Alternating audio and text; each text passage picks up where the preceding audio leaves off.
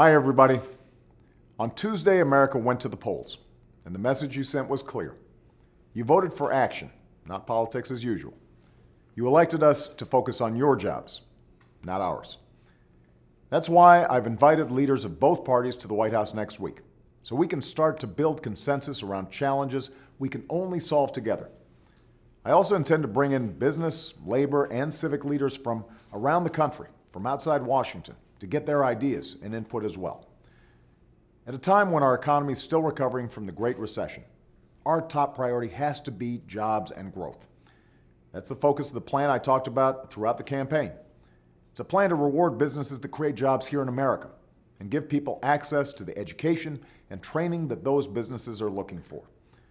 It's a plan to rebuild our infrastructure and keep us on the cutting edge of innovation and clean energy.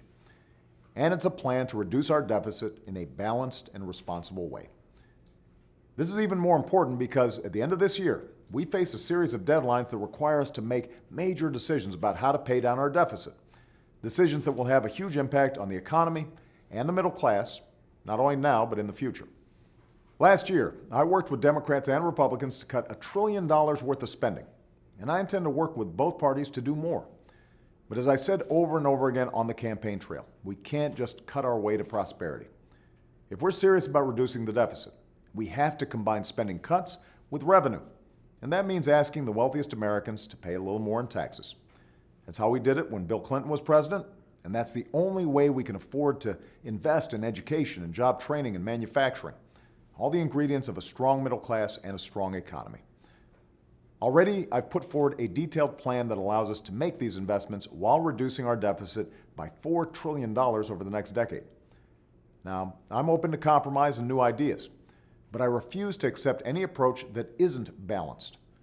I will not ask students or seniors or middle-class families to pay down the entire deficit while people making over $250,000 a year aren't asked to pay a dime more in taxes. This was a central question in the election. And on Tuesday, we found out that the majority of Americans agree with my approach: Democrats, independents, and some Republicans. Now we need a majority in Congress to listen.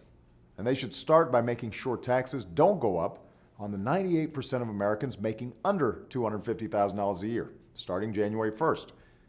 This is something we all agree on, that taxes on middle-class families should not go up.